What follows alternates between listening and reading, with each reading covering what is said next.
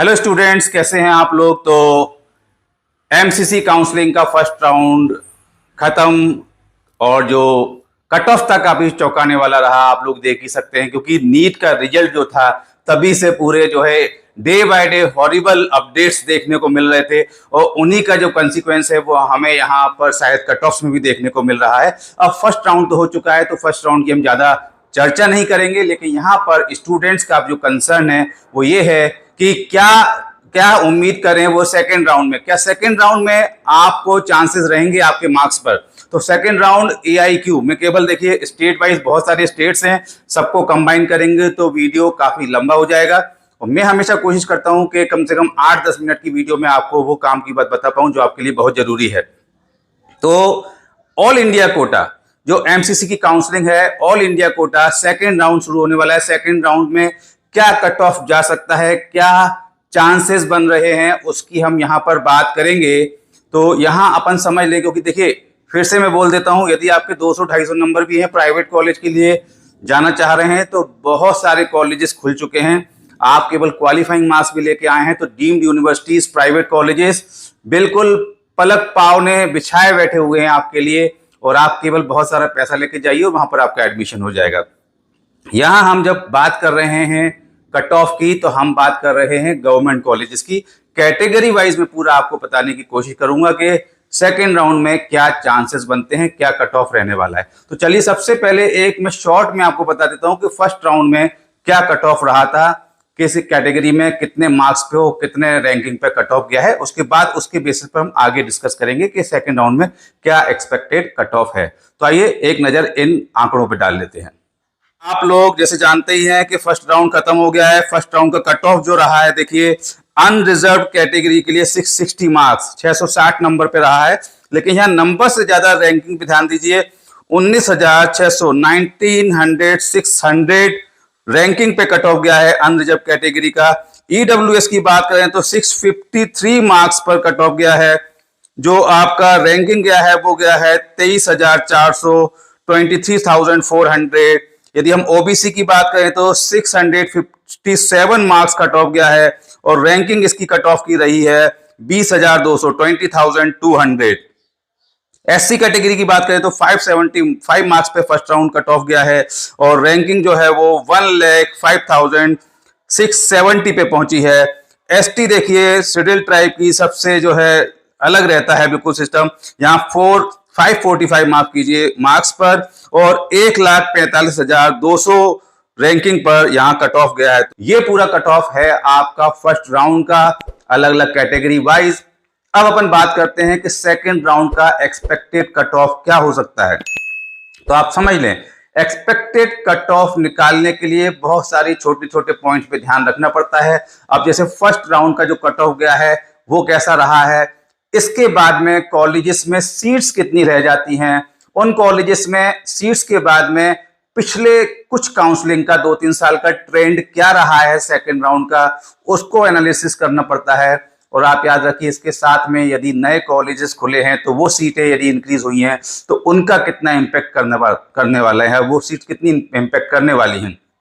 ऐसे बहुत सारी छोटी छोटी पॉइंट्स होते हैं, इनको माइन्यूटली कंपेयर करके, कंपैरिजन करके, एनालिसिस करके उसके बेसिस पे ही एक कट ऑफ दिया जाता है। फिर भी मैं आपको बता दूं कि एक्सपेक्टेड कट ऑफ एक्सपेक्टेड ही है, एग्जैक्ट नहीं है। कोई भी किसी का भी वीडियो देख रहे हैं तो याद रखिए ये केवल आपके लिए एक इंफॉर्मेशन है कि आप इसके अराउंड थोड़ा सा आपको हेल्प करे, आपको आगे आपकी स्ट्रेटेजी बनाने में। लेकिन याद रखिए एक्सपेक्टेड कट ऑफ एग्जैक्ट नहीं है। साफ बोलना मेरी आदत है, जैसे कि आप मेरे पहले वीडियोस में भी देख चुके हैं। तो यहां पर मैंने भी कोशिश की है कि जो पिछले कुछ सेकेंड राउंड के ट्रेंड रहे हैं उनके बेसिस पर, जो सीट्स इंक्रीज हुई हैं उनके बेसिस पर, अभी कितनी सीट्स वैकेंट हैं उनके बेसिस पर, पूरा जो भी और छोटे छोटे पॉइंट्स होते हैं कि क्या एक्सपेक्टेड कट ऑफ हो सकता है। तो आइए एक निगाह मार लेते हैं कि सेकेंड राउंड में क्या कट ऑफ जाने वाला है ऑल इंडिया कोटे का। देखिए यहाँ पर अपन बात रैंकिंग की करेंगे, मार्क्स की नहीं करेंगे। अब आप समझ लें मार्क्स की रैंकिंग की बात क्यों कर रहा हूँ, मार्क्स की बात क्यों नहीं कर रहा हूँ, रैंकिंग की बात क्यों कर रहा हूँ, क्योंकि देखिए एक ही मार्क्स पे 100 150 स्टूडेंट्स होने वाले हैं। तो यदि मैं आपको बोल दूं 200 500 1000 भी हो सकते हैं बिल्कुल। और यदि यदि मैं आपको मार्क्स की बात करूं तो हो सकता है कि आप में से उसी मार्क्स पे काफी सारे अलग अलग स्टूडेंट्स हों और वो एक सपना सजो ले। इसलिए मैं यहाँ पर एक रैंकिंग की बात करूंगा। तो देखिए सेकेंड राउंड के एक्सपेक्टेड कट ऑफ की बात कर रहे हैं। अनरिजर्व्ड कैटेगरी के लिए सेकेंड राउंड का एक्सपेक्टेड कट ऑफ 24,000 रैंक तक जा सकता है। और ईडब्ल्यूएस की यदि हम बात करें तो ईडब्ल्यूएस कैटेगरी में ये आपका 27,000 रैंक तक जा सकता है। ओबीसी की हम बात करें तो ओबीसी में ये लगभग 22,500 के आसपास रहने की पॉसिबिलिटी है। इसी तरीके से यदि हम देखें एससी शेड्यूल कास्ट में 1,25,000 रैंक तक आपको सेकंड राउंड में कट ऑफ जाने की पॉसिबिलिटी है। और एसटी शेड्यूल ट्राइब में यही कट ऑफ रैंक जो है 1,55,000 तक पहुंच सकती है। ये पूरा एक्सपेक्टेड कट ऑफ है, एग्जैक्ट नहीं है। और इसको केवल एक्सपेक्टेड के लिए भी बहुत सारे पॉइंट्स को ध्यान में तो रखा जाता है। हो सकता है कुछ लोग पहले बताते हैं और बाद में बोलते हैं कि देखिए मेरा काफी क्लोज रहा था। तो कोशिश सबकी यही रहती है कि जैसे आपको ज्यादा से ज्यादा क्लोज इंफॉर्मेशन दें।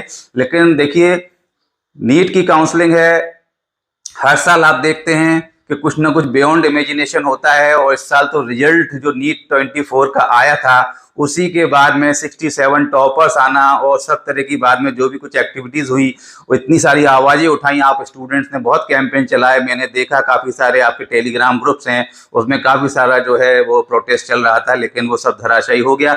और हालांकि चलो ठीक है, अब जो हुआ सो हुआ, लेकिन यहाँ वो जो सब चल रहा था उसका इफेक्ट आपको यहाँ पर जो है वो अब काउंसलिंग के टाइम पे भी देखने को मिल रहा है।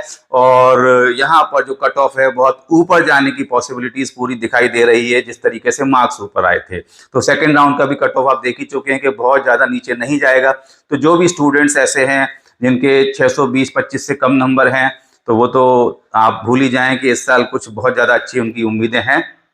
लेकिन हाँ, फिर से वही बात, यदि आप प्राइवेट कॉलेज के लिए चाह रहे हैं तो आपके केवल यदि क्वालिफाइंग मार्क्स भी हैं तो प्राइवेट कॉलेजेस बहुत सारे हो चुके हैं। हर स्टेट में नए नए प्राइवेट कॉलेज हर साल खुल रहे हैं और प्राइवेट कॉलेजेस की फीस बहुत ज़्यादा होती है, ये सच है, बहुत लोग अफोर्ड नहीं कर पाते हैं। तो यहाँ पर मैं आपको केवल 2 सजेशन देना चाहता हूँ कि यदि इंडिया के प्राइवेट कॉलेजेस को आप अफोर्ड कर सकते हैं, कहीं पर वहाँ एडमिशन लेना चाहते हैं, उसमें आपको मेरी हेल्प चाहिए तो डेफिनेटली आई पे पेड सर्विस फॉर दैट। यदि आपको इंडिया में प्राइवेट कॉलेज में एडमिशन लेना है तो उसके लिए आप मुझे कांटेक्ट कर सकते हैं। कितने भी लो मार्क्स हो, कहीं ना कहीं कॉलेज अवेलेबल हो जाता है, बस डिपेंड करता है कि आपको क्वालिफाई होना चाहिए। Same is with study abroad.